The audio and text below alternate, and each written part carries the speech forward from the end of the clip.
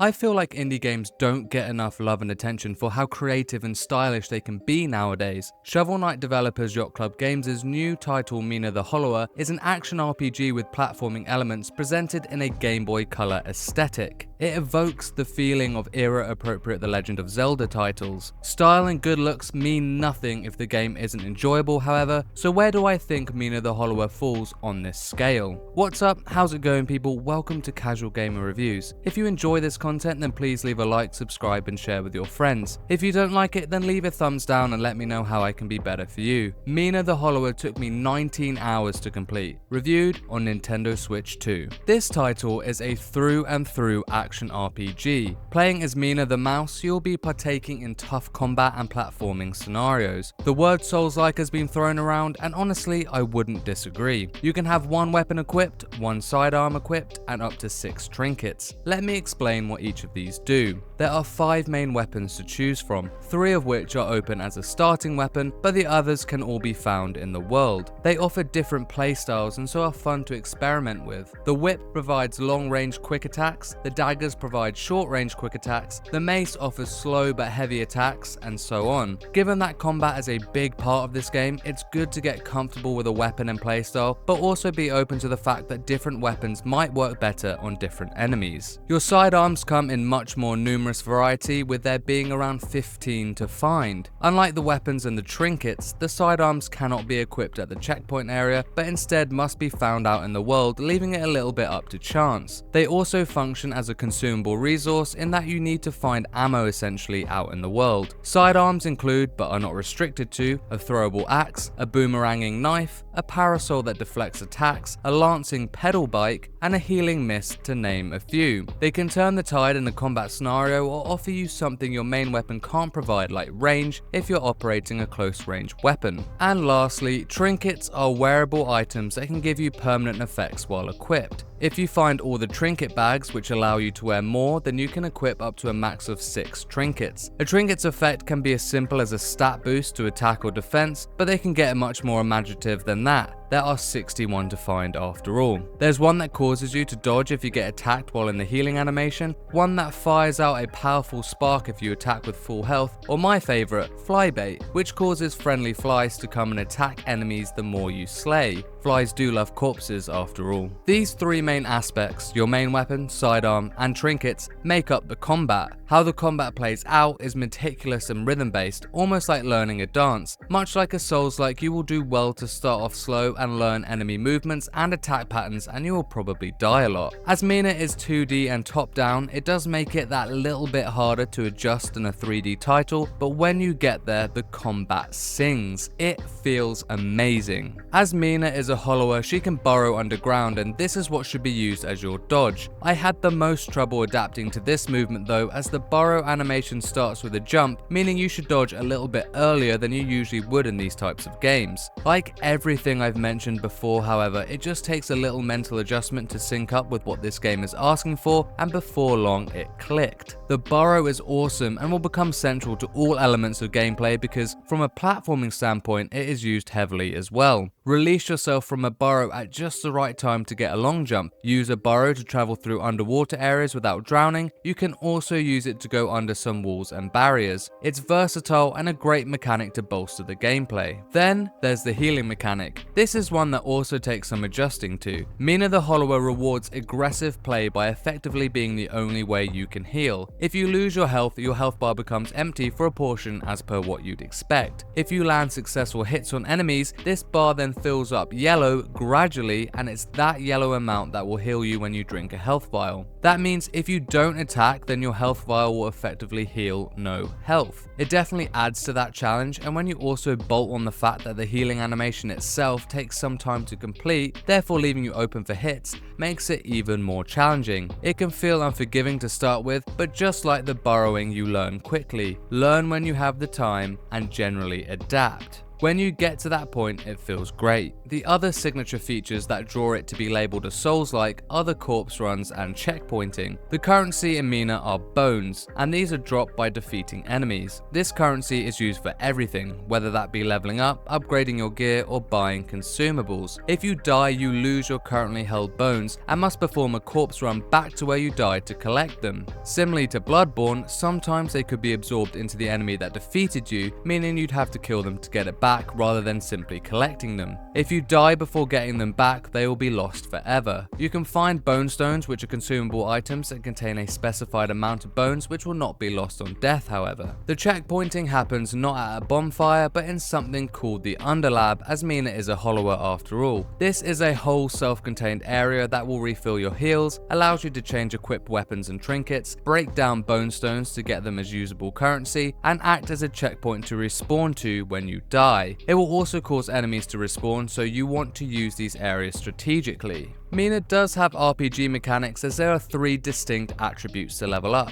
attack power, defense, and sidearm strength. They do what they say on the tin, and each can be leveled up to a maximum of 10, with each level costing more bones. This simplicity further focuses the idea that build variety all comes down to weapon choices rather than stat spreads. I reached level 10 and everything by the time I reached the end of the campaign, but still with a lot of side content to complete, so I imagine this would be the case for most. I liked it this way for the type of game Mina is. It doesn't lock you away behind bad decisions whilst you're experimenting. It's a hard enough game as it is. This combat and mechanics surrounding it are some of the most incredible feeling systems I can think of in recent times. It works so well with the top-down side-scrolling format. The bosses are where this comes to a head, and I only have the biggest praise for them. These are all really challenging and will be a steep learning curve while you meticulously learn their moveset, but are so rewarding when you finally beat them. It brings me back to playing Dark Souls 3, my favourite From Software game, sacrilege I know, and how euphoric I felt after every boss victory. Mina has become a special game to me because of this. The other important side of this title is the platforming, and that can become as challenging as the combat. Tight jumps between tiles, bounce pads, temporary hanging hooks,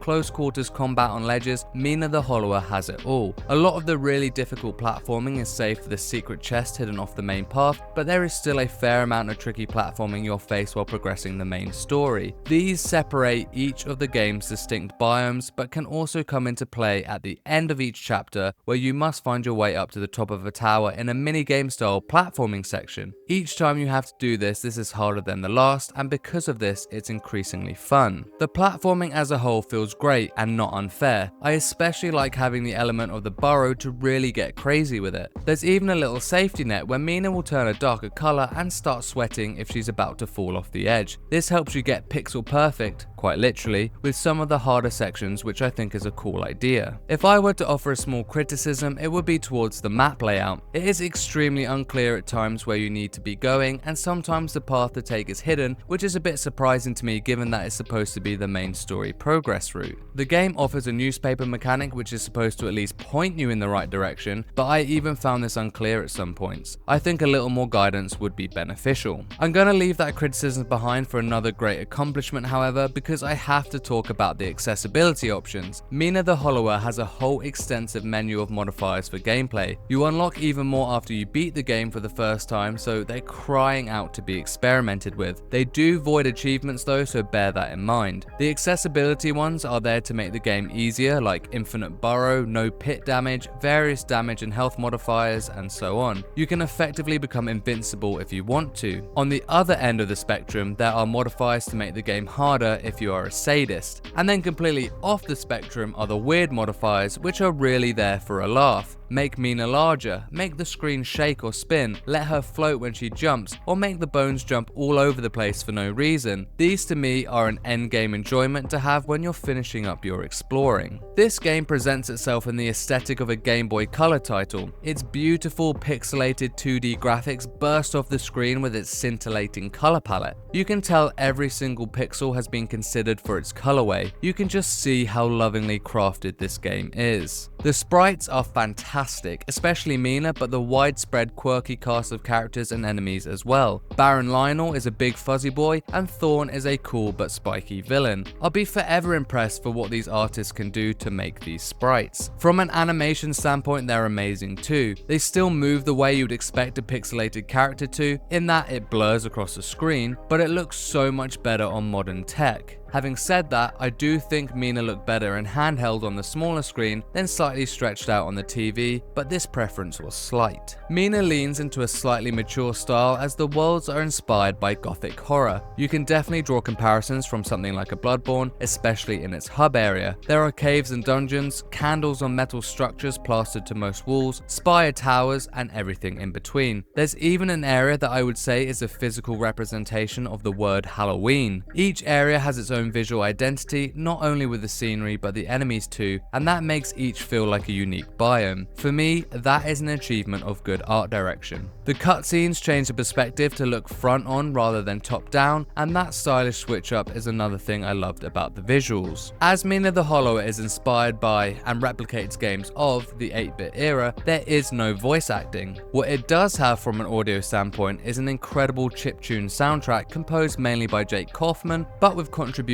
from Yuzo Koshiro, a legendary chiptune composer who you may know from the Streets of Rage series amongst many other things. Jake composed his developer's previous game Shovel Knight 2, and this is very much a triumphant return. It is a perfect blend of ambient setting in town areas, upbeat energetic tracks during adventuring, and a frantic intensity for the boss fights. It really is impressive and takes you back to that era with a flash of nostalgia. I don't want to lean too much on nostalgia here though, as the OST is great in its own merit and should be considered as such. As Mina is a slightly spooky game, it was originally meant to be released on Halloween after all, Jake does a fantastic job at reflecting this in the soundtrack. It does feel eerie and suited to a gothic horror aesthetic. The sheer quality of this game is facilitated by all its components. Mina the Hollower follows a relatively straightforward plot. Mina herself is not only a Hollower but also a super scientist slash engineer. She built 6 spark generators throughout the land of Tenenbrow Isle. These generators power the island and are seemingly revolutionary. However, someone or something is destroying them, so Mina is employed by the Baron of the capital Ossix to repair them and bring the power back. The plot is straightforward as I said, but there are many twists and turns, conspiracies, corruption, and a big reveal in the final act that I thought was extremely clever. A bit of a reality check to the player that shocked me as I watched it unravel. Its strong cast of characters, led by Mina and a strong villain, assist with the strength of the story too. It's one that I'd be interested to explore further in sequels, not in the same location, but delving into the background of the Hollowers Guild or some of the residents of the wider locales. Most importantly though, it's a story that keeps you interested throughout the runtime.